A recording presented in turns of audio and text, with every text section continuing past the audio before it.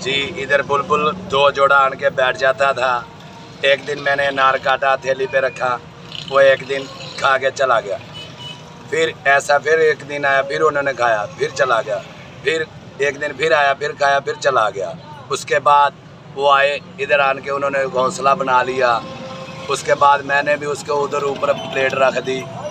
उसके बाद मैंने ताज़ा अनार काटा, उधर रखा, पानी भी पियाया, सारा कुछ किया। उसके बाद उन्होंने बच्चे निकाले, आंडे निकाल कर उन्होंने इधर बैठते हैं और प्यार करते हैं मुझसे, मैं भी उन्होंने प्यार करता। ओकाड़ा के रहायशी फल फरोश की मोहब्बत ने एक बुलबुल को अपने शहर में जकड़ लिया है। एक फल फरोश के साथ बुलबुल की दोस्ती का चर्चा ज़बान ज़दे आम होने लगा है। बुलबुल ने फल फरोश की छतरी को अपना आशियाना बना लिया है। अब ये बुलबुल इस फल फरोश के आसपास ही रहती है। बुलबुल का खाना पीना और रहना अब इस फल फरोश के ज़िम्मे है। हैरत की बात यह है कि इस बुलबुल की फल फरोश से मोहब्बत इस कदर है कि बुलबुल इसके हाथ पर दाना लेती है। यहाँ तक कि बुलबुल के बच्चों को भी फल फरोश अपने हाथों से पाल रहा है। फल फरोश ने बताया है कि इस मोहब्बत की शुरुआत बड़े अजीब तरीके से हुई। ये बुलबुल बार बार फल फरोश की रेहड़ी के आसपास बैठती और उड़ जाती, जिस पर दुकानदार फल फरोश को महसूस हुआ कि शायद इसको खाने की ज़रूरत है। फल फरोश ने बुलबुल के लिए दाने का इंतज़ाम किया।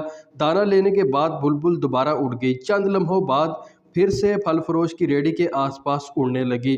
फल फरोश का कहना था कि इसके दिल में ख्याल आया कि इस बुलबुल के लिए रहने का कोई इंतज़ाम करना चाहिए, जिस पर इसने रेहड़ी पर लगी छतरी में घास के चंद तिनके रख दिए। बुलबुल आकर बैठ गई। बस फिर यहीं से इस मोहब्बत का आगाज़ हो गया।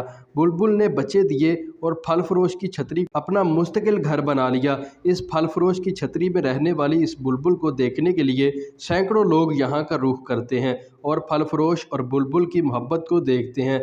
फल फरोश का कहना है कि जानवरों से मोहब्बत करें, ये आपके रिज़्क़ में वुसअत का एक बेहतरीन तरीका भी है। इसका कहना था कि वो किसी भी सूरत अपने दोस्त बुलबुल से दूर होने को तैयार नहीं, ना ही वो बुलबुल को इस जगह से हटाएंगे। ये मोहब्बत हमेशा कायम और दायम रहेगी।